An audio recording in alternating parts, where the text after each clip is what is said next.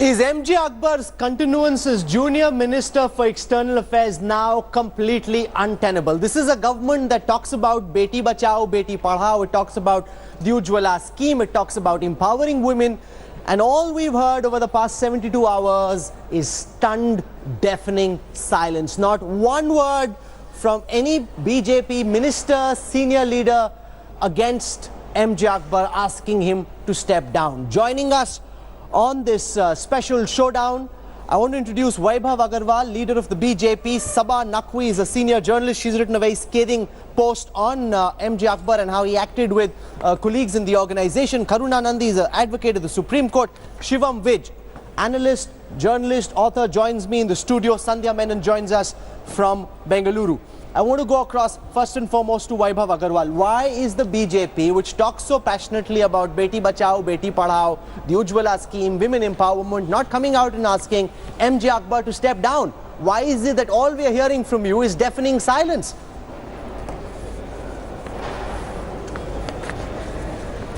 Rahul, let's look at it from a very pragmatic standpoint. MJ Akbar is traveling on a trade delegation to Nigeria. This thing that came in needs some clarification from his side. So we got to wait till he comes back. Then there is a huddle that needs to be done. He's got to explain his side. Only then there is an official version that can come in. I mean, very reasonable. This is just like if I was to tell you that your shirt is not nice, I got to see you in physical presence before commenting on your shirt. So I got to see, we got to see them, we got to meet with them, huddle up with him, understand what went wrong, what went right, what is wrong, and then come up with an official version whether we are silent or not.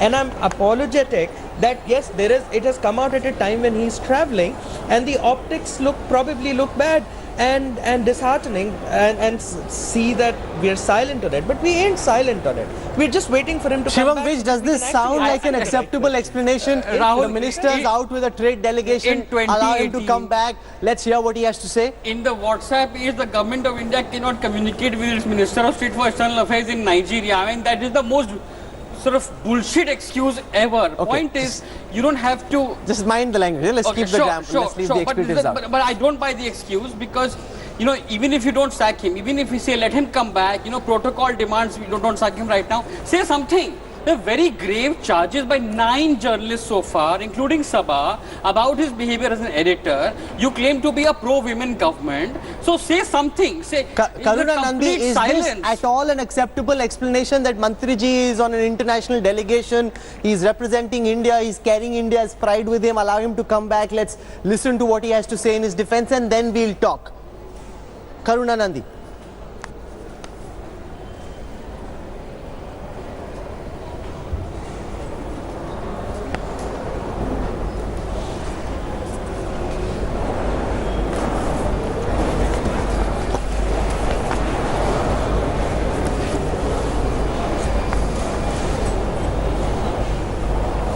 Okay, let me put that same question to Sandhya Menon. Sandhya, does this at all seem like a convincing explanation that the Mantriji is on an international delegation, he's representing India, he's carrying India's pride with him, therefore allow him to come back, let's listen to what he has to say and then we'll comment. Sandhya Menon.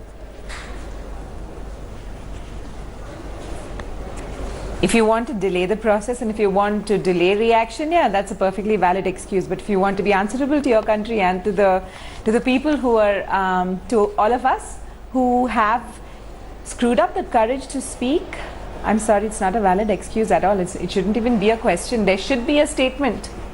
No one's asking for a verdict on MJ Akbar. We're asking for a statement from the government.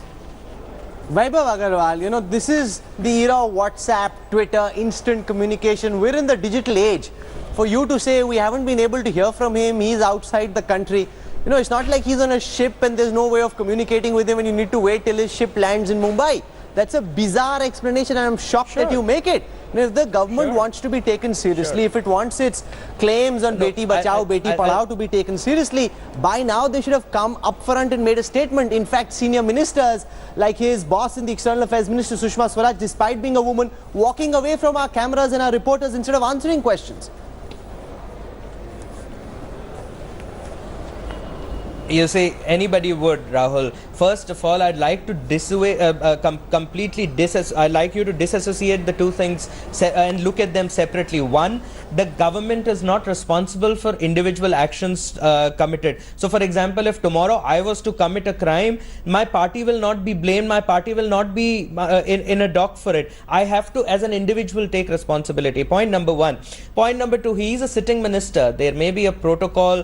There is a protocol in place, and this topic is far too serious to be discussed on WhatsApp. This is not about what we've eaten, what discussions have happened in the meeting, or what is our this is like going to war. This is a serious topic. Let's look at it from a rather more sensitive point. Okay, I'm not saying that the government is not talking. We definitely are talking. But then, physical presence and explanation. He's saying this is too serious a charge to be discussed over WhatsApp. Therefore, it's only right and proper that we wait for MJ Akbar to come back and hear what he has to say in his defense. Then let the government figure out whether or not they want him to step down. Do you think that sounds in the least bit as an acceptable explanation, Saban Naqvi? Yeah, Rahul, actually I do believe that everybody should be confronted, have a chance to rebut. I think I'm given to understand that there is a large sentiment within the government that he must be persuaded to resign and he must go. And but on principle, regardless how I may feel about MJ Akbar, and I wrote because younger people were putting their reputations and their names out there in support of other women who had far worse experiences. As a senior, I wrote because of that. But I do believe, on principle, there has to be a process where he must come back and be confronted, and then the government should take a call whether he has to resign. I'd like to add that I've already suggested, because people have friends, politicians, I've got a lot of calls about this whole series of events, that what if the government doesn't ask him to resign? The second, I believe they will. I believe they will. Number two, there is another alternative. Supposing you can't move criminally, I couldn't hear what Karuna Nandi and all. Supposing there is the lady Ghazala who has written that account, which seems to be the closest to have some criminal, criminal law if she wants to pursue it, is that we can write collectively, the Women's Press Club can write collectively to the Ethics Committee of Parliament, because he is a member of the Rajya Sabha. And I have suggested this solution to the Women's Press Club, which is a core of which many of the women would be members. That write to the Ethics Committee, get his conduct as an MP looked into. I mean, can a person with this conduct be a member of Parliament? That is a route there. So I think we need to be sensible about the whole thing, and it will obviously, he has to be asked, he has to be given the 5 minutes or whatever, Okay, Saban Naqvi, one of the complainants, sounds far more patient and rational and reasonable than you. You're almost seeking vengeance, wanting a scalp. She says, let him come back, let's hear from the man. I'll tell you why. As Vaibhav admitted, the optics are bad and the issue is very serious. It's not just MJ Akbar. On the larger Me Too movement, which is a social movement raging in India today through social media, the government is completely silent. The government is appearing to be insensitive about the issue of Me Too, which is a reflection of the lack of justice women get on the issue of sexual harassment. The government has to be part of the conversation. The government is behaving like UPA 2, which is, we don't care, we don't know what's happening, we are living in the ivory tower. Okay, fine, you can't sack MJ Akbar for another 2 days, but at least say something. Say we stand with India's women. Say we want justice for women. Say okay, we want due process. But Vaibhav Aggarwal wants to come in, that at the very least the government should say, we will look at these complaints, we will order an inquiry, we will arrive at a conclusion. You can't pretend as if this entire tsunami of complaints never happened. Vaibhav Aggarwal. Sure, we're not pretending, Rahul. Nobody is pretending. Everyone's talking about it. You guys are bringing up, and it's been printed. It's been talked about it. How can it be ignored? It cannot be ignored. This government, at time and again, you've picked up so many issues. time and again this government has proven that we are listening to the voices of the people, and actions do come out in the people in the narrative. So I don't think that the government is silent about it. Just because the optics are looking bad, that doesn't mean that we are silent. And understand that it's a 3-day-old news that has come up. It's a 3-4-day-old report.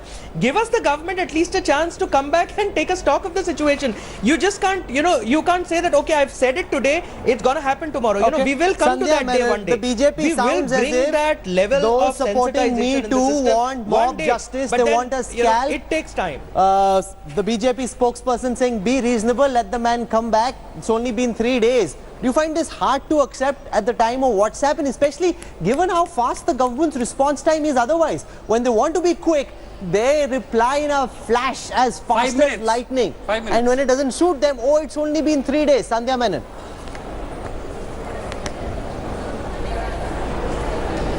So I heard what Sabha had to say just now, and I agree. I think if we don't view this movement responsibly and act responsibly, it's going to crash. And if part of being responsible towards that movement is to wait for Mr. I think I've lost you guys. Sandhya, go on. We hear you. Go on, please. Can you hear me? Yeah, we hear you. Yeah, okay. So if part of that is to wait for Mr. If part of that is to wait for Mr. Akbar to come back and then have a proper investigation, that's great. But that doesn't mean that the government doesn't put out a statement one way or the other. This complete silence, complete not acknowledging what's going on, it's terrible for the rest of us. We've put our reputations, our careers, our safety, our peace of mind, everything on the line here. And the government has to put out something, tell us something. We're not saying let him resign, whatever. I agree with Sabha, let there be due process. No, but Sabha Naqvi, let's also look for a moment at the law of the land. If there is a complaint of rape, then the IPC says there is no time bar. On other complaints like molestation, there is a time bar. A lot of these complaints are happening way beyond the time limit that the law stipulates. MJ Akbar, one is the court of public perception, the other is a court of law. MJ Akbar and his lawyers can argue in a court, all these 9 women who've complained against me, where is the evidence that they have? That I am being victimized, I'm being targeted, I'm being made the target of a mob lynching attack, and they have no evidence against me. Where is the evidence? His lawyers will ask. Sabha Naqvi. So can I just say, I agree with you that about criminal law, there's a different thing, but there is institutional responsibility. Offices take it, media organizations need to take it, governments need to take it, regimes need to take it, and I entirely agree with Sandhya that you needed some expression of regret over what the women have said by the ruling party of India. I think that was essential. Instead, you did beyond what Vaibhav has changed his stance a little bit. There is Mr. Udit Raj, who said that women take money and make allegations against men. I mean, surely it's disgusting, and they ruin the reputation of men. He has made statements like that. He is a BJP MP. So the BJP has to, as the government, and they have to show some response to a series of women journalists saying this man. And there is the issue of institutional responsibility, which even in the US, when somebody like Harvey Weinstein, studios and all got rid of people like that. So the government, you cannot always prove everything in law. The Supreme Court judge of the United States did get confirmed. So ultimately this question will come to whether there is adequate evidence, and MJ Akbar and his lawyers in a court of room can typically walk over the complainant saying, Rahul, where is the evidence? Rahul, there are journalists who already lost their jobs. There are stand-up comics who suffered business losses. There are filmmakers who are sort of suffering losses. Amir Khan has just dissociated himself from film because of this. So for everybody else, is having to pay a price, why should MJ Akbar be alone? Let MJ Akbar say I'm innocent. Why is he not denying it? Let MJ Akbar say I will sue you for defamation. Let MJ Akbar say why is he not doing that? You know, my fear, Rahul, is that the government is just trying to buy time in the hope that you know this storm will pass over, something else will come up, no, forget not it, at all. and MJ Akbar will stay. That is not going to happen. We want answers beyond here. the threshold. Yeah, you know, Shivam, I'll tell you what. You know a couple of things. So while I totally agree to what everyone's stand is, there are always two sides of the coin. From a pragmatic approach, while the Me Too movement for me personally is a revolution, and it should not, the voice of dissent is something that is getting a push in the society toward moving towards gender equality. Right now, let's understand that we are fighting for gender justice. We are far away from gender equality. So I think this movement needs to be looked into a larger perspective and not give either a clean chit or a straightaway hanging kind of a platform to anyone, either who's being accused or either who's accusing it. So you got to wait for an official stand. Having said that, we also understand that people from within the government or the party have been part of the conversations at various platforms. May not be a official stand. That's different. Official stand Swaraj hasn't spoken. Vaibhav, what are you talking about? If this was UP too, you would have been saying Mohan has become Mon Mohi. Amit Shah hasn't spoken. The Prime Minister hasn't spoken. The official stand has to come in. No, whatever I'm saying is has all to come in unofficial. when? Next week. No, but when will it come in? Whatever I'm saying is all unofficial. I'm No, but- participating in the debate. So there, exactly what I'm saying. There is a debate that is happening right now, and let's wait for the gentleman to come in and explain his side in the interest of serving justice You're to both the basically parties. putting out Point your number views two, in a freelance Me Too capacity. movement, I've This said is not a the revolution. BJP's official I see position. that it One shouldn't second. be a And I process think of this abuse is where the BJP has been caught off guard and on the wrong foot, cannot Sabha be. Naqvi, because they haven't come out with an official position so far. Opportunity. For BJP, it is not a political subject. It should be a political for subject. BJP Women's is not rights a are a political political subject. subject. There should be a In political 2014, the statement Modi that government should be slogan made. It is a was legal statement. "बहुत हुआ नारी परवार, अब की बार Modi It is a सरकार." It legal seems to have subject. changed We need into to "बहुत understand. हुआ Okay. नारी It is a परवार, अब की legal bar MJ subject. Akbar." I want to go across to Karuna Nandi. Karuna, this debate getting more and more impassioned. The question will ultimately come down to whether any of these complainants can prove that they have a legal case against MJ Akbar. And there it can be argued, because of how old some of these complaints are, that in a court of law, this case won't stand beyond the first hearing. How difficult will it be to ultimately achieve legal justice? Can there be any legal justice at all? Karuna Nandi. Well, the CRPC section 473, Rahul, allows for delays to be dealt with by the court where there is reasonable cause. I think increasingly our courts, this needs to come into our jurisprudence, that there is absolutely just cause when there is a person who is very powerful molesting a person who is a lot less powerful. And particularly in sexual assault cases, it's documented. There is jurisprudence from all over the world. There is directions to the Association of Police from all over the world, saying that when there is delay, do not take the complainant less seriously. And I think that this needs to come front and center into our jurisprudence across the board. As regards MJ Akbar, what is the process that the BJP or the government is offering? Is there any process they're offering, or is given that it's their minister that has been accused by so many highly credible women in such a highly credible manner, they just seem to be saying that, oh look, it's taken too long. The BJP does not seem to have an internal complaints committee, which according to me is contrary to law, because they definitely have more than 10 employees as an entity. No, but Karuna Nandi, there are two aspects. One is about whether a case that is as old as this can be accepted. That's point one. The second question is about evidence.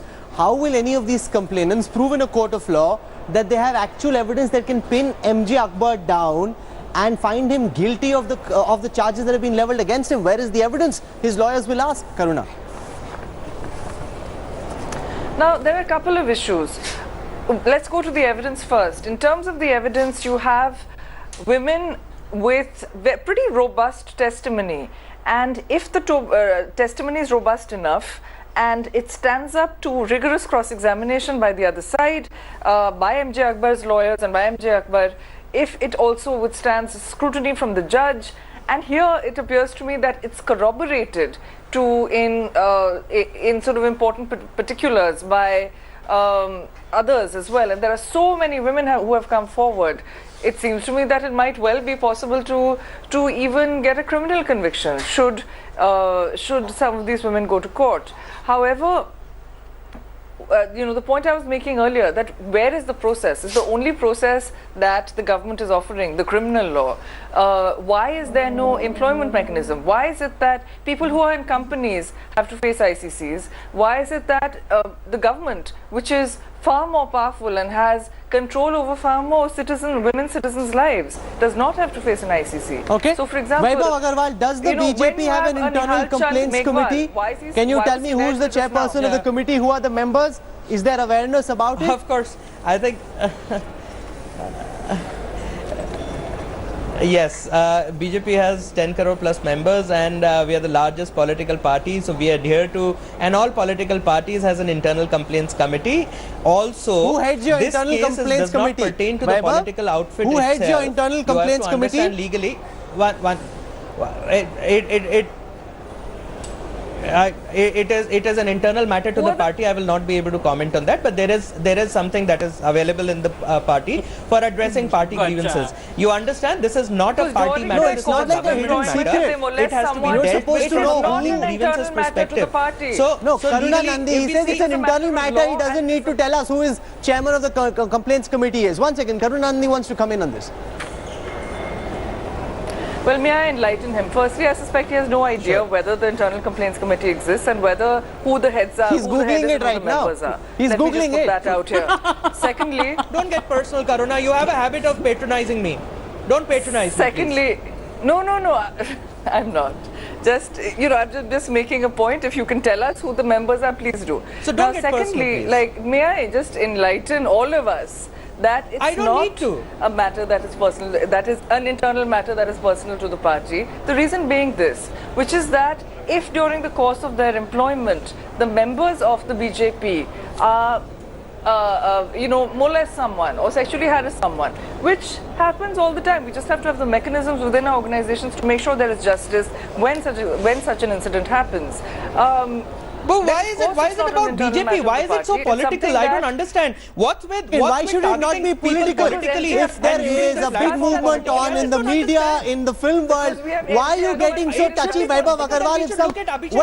Where are the messages? Why should then it was okay to be political. Yadav cannot be discussed. Why Abhishek Manu Singhvi cannot be discussed? Why Firoz Khan cannot be discussed? Why Chandni Oman cannot be discussed? Conference? If it's political.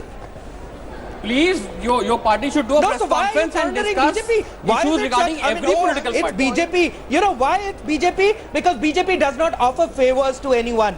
That is why BJP wants to allow the law to take its own course. That is why it's all about BJP. Respond to this. The BJP feeling cornered, the BJP feeling victimized, the BJP feeling that all these liberal voices, all these feminists are coming unfairly after them, and that somehow MJ Akbar has come at the crosshairs of this entire movement, and that's rather unfair.